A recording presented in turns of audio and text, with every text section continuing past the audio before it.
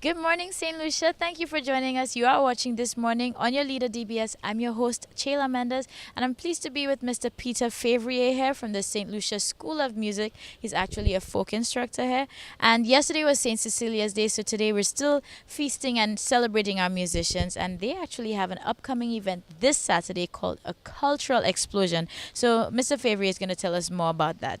Well, basically, it's a special activity organized by the parents in collaboration with the management of the school. And the idea is to assist the school by obtaining some funds, from the public, but at the same time promoting music, folk music, and also exposing our friends from Venezuela who are here to tutor or have been tutoring for the last few months, expose them to the culture and the folklore of St. Lucia. So the idea is to introduce them or have them get a feel of what it is to be truly St. Lucian, enjoy the music, the food, but at the same time help us obtain some funds that we need to manage the school. Okay, great. Now, with it, the group of musicians from Venezuela as well, you did say that they are teaching currently at the school too. So, is it that they're also going to be showcasing some of their cultural music too? Of course, because it's an exchange, a cultural exchange. They would be presenting a number of their folk songs, and we will be doing some of our folk songs and also some of the music that is introduced, or played or practiced at the School of Music. So it's ideally an exchange that will expose what we have as musicians and what we have as a people, our culture, and also give them an opportunity for them to tell us or show us what Venezuela has in terms of their culture. I think that sounds really great. So, St. Lucia, first of all, you need to make sure you come support and be part of it. And again, just immerse yourself in culture hours and, of course, learn and experience even the Venezuelan culture through music.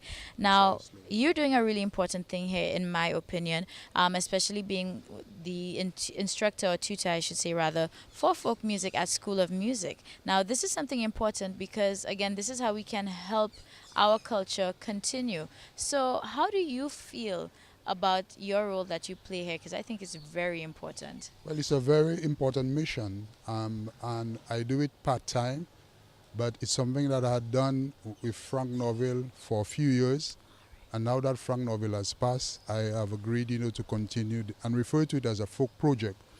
And basically what the mission is about is to help St. Lucian young people appreciate more what folk music is and to learn, the science of folk music.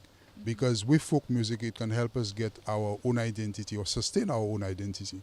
So it's important that we continue to teach and continue to learn and continue to develop our folk music so that in years to come, our generations now will not overlook it or shy away from it because they have learned to appreciate it and they love it. Great. And I think this is so important too because when it comes to our traditional music, really and truly it would just be passed on if you happen to live in an area where people still play it or, very rich in culture. That's how you'd pick it up. There was never a formal way of actually documenting and learning that. So this is an amazing initiative as well. Now, just coming back to the cultural explosion though, where is it going to be taking place as well? It will be in the immediate schoolyard at St. Lucia's School of Music. And basically you will have a stage where the musicians will perform, but also there will be food courts and drinks on sale so that people can patronize our bar and purchase food so that we can obtain some funds from this activity. But I must say that there are a number of groups that have been invited to help us make this a reality. The Eastern Folk Band from Monrepo will be assisting us with playing some of our folk music.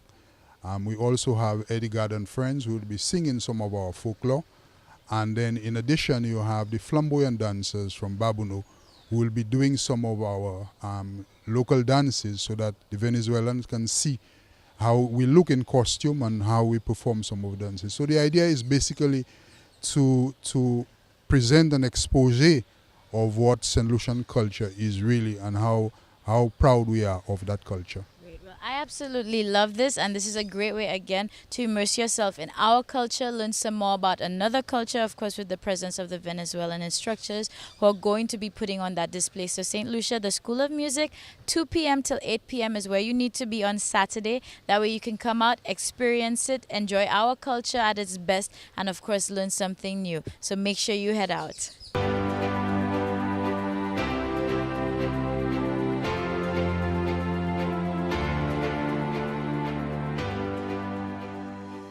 See, Lucia, now you know I always like to keep you abreast of anything new and happening here on the island. And there's something that's going down. It's called the Era. But you know what? I'm not going to tell you anymore. Let's take a look at this interview and you'll know everything you should. I came to St. Lucia as part of a competition development program television show called The Era, where we're traveling to 14 islands looking for 20 girls to fly back to Barbados to compete to be part of Pop's newest girl group, which will be called The Era. The project is new to the Caribbean, but it's like making the band, which is a project that Puff Daddy created in maybe 10 years ago. Okay. The idea of putting artists together and develop them as opposed to just having a competition like Rising Stars where people sing, they get money and then they're stuck. So with this project, we're creating a brand and shopping it to a major label. Okay. Tell us how many girls around the region and the criteria of what you're looking for. The criteria is that we were looking like for talent, for obviously talented singers who were driven and who music was their life. There was nothing else for them but music. Our process is unique. We have an interview.